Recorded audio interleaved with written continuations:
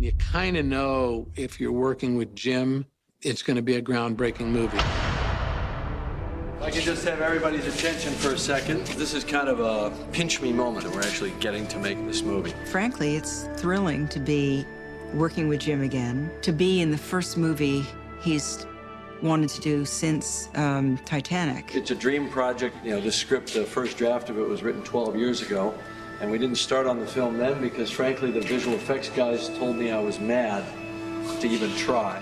We knew that what we were about to do was significantly beyond what had already been done. We were way out in the unknown, but that's cool.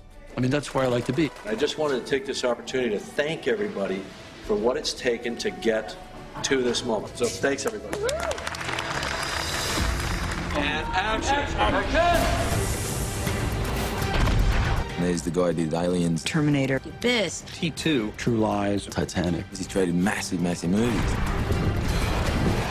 On this film, it's pushing the envelope, and it's all just incredible and things that have never been done in filmmaking.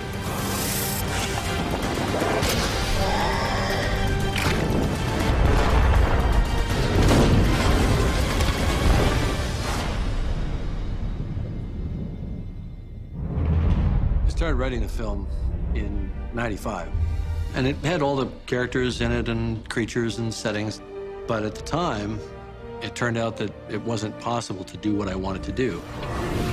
In 2005, Jim said, I think we're close enough where if we could push the technology and tell this story that we always wanted to tell. I got it out and dusted it off and read it and said, you know, that's not too bad a story. That'd make a movie that I'd want to go see.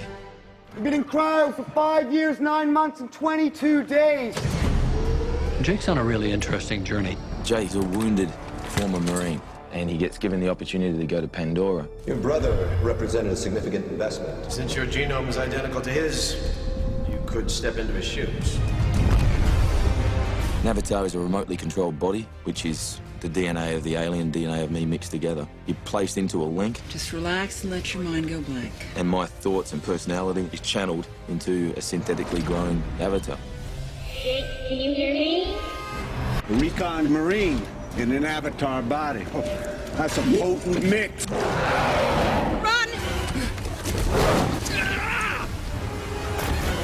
I want you to learn these savages from the inside. I want you to gain their trust. Through a series of circumstances, he meets Nateri.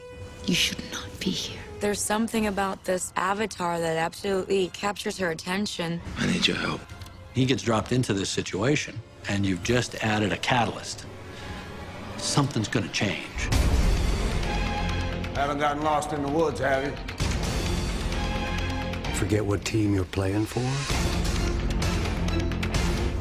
They've sent us a message that they can take whatever they want. But we will send them a message that this is our land. Well, we were creating an entire world from scratch. So you get a number of world-class artists. I mean, really the top people, the people that, you know, I'm an artist, so I wanted to find people that impressed me. Pandora is more of a jungle planet, but everything is amped up. Mountains are huge, waterfalls are epic, and a whole bioluminescent jungle. Outstanding. We like to get as much reference around because those are what motivate you to come up with these fantastic designs. Looked a lot at various regions of China, such as the Guilin area and the Zhangjiajie area, because they have these really dramatic limestone formations called karst formations. For like the smaller things, we would reference a lot of exotic flowers and just really play up the scale of those to where they're 10, 20, 50 times larger. Pandora is a planet that has elements of beauty, but watch your step because it's a very deadly place. The planet is filled with dangerous flying creatures and all kinds of beasts that have some kind of resemblance to things we know and avoid on Earth. We're working with the design team and figuring out how these creatures really move, how they breathe, and how they screech. And then there's a lot of ground creatures. These creatures all have 6 legs. They all kind of move differently than terrestrial creatures we're used to on Earth, so we're kind of developing a language for how they move. You guys are packing some heavy gear. Yeah, that's because we're not the only thing flying around out there. Or the biggest. You've got great kick-butt military hardware. They have to protect themselves from this dangerous planet. Have some extremely effective warships, Scorpion, the Samson helicopter, the Dragon, and the AMP suit. It's basically guerrilla warfare. We've a variety of military weapons, a pump-action shotgun, the machine gun, and flamethrowers.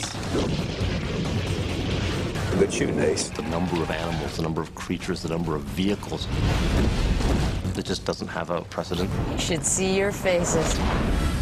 We've got roughly 25 sets. Worked out we've got something like 40,000 square feet of floor area, plus the rainforest. Another 10,000 square feet, so they're quite big numbers. Twitter Workshop was our main props maker, and they have done a lot of fantasy stuff, Lord of the Rings and Narnia, and so this is all made from scratch. Over the last year and a half, we created specialty props, weaponry, costume design for the world of Avatar.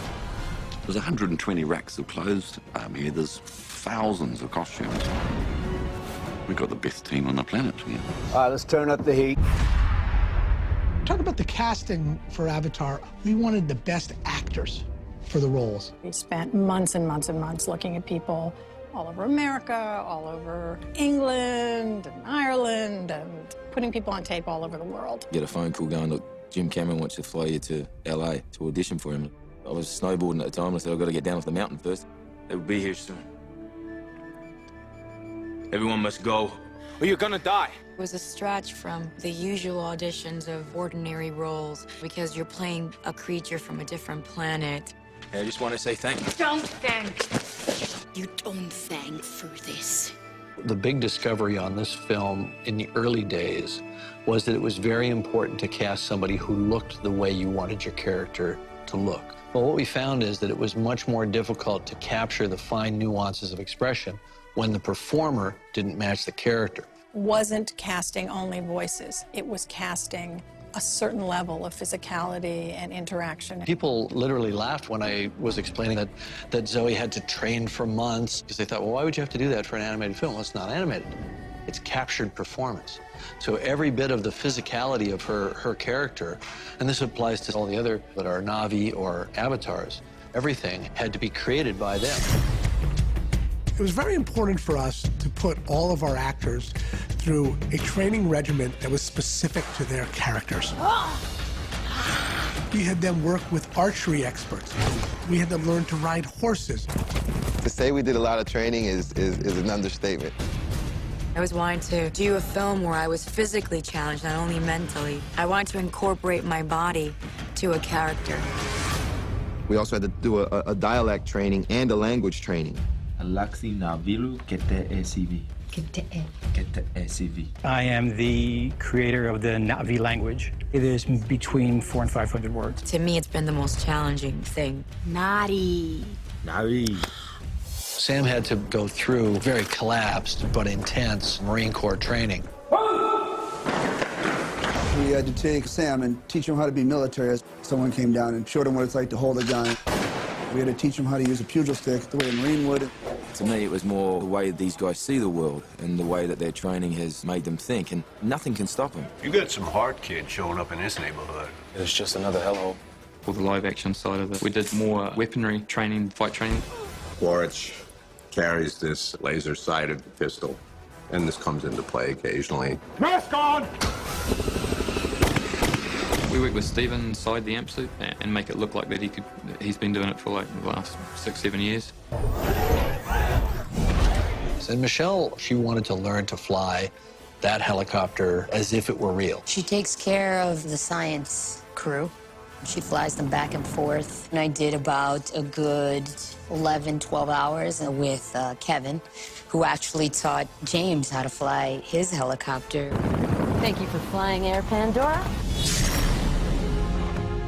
We went to Hawaii because Jim wanted us to experience a real rainforest. Just to get a physical taste of what it's going to be like to live in a planet and not have to rely on anything. We absorbed everything, and there's a difference between being out in the real world and then coming into this grey, desolate area. And I didn't want the actors to not have any kind of basis for feeling like they were in a rainforest.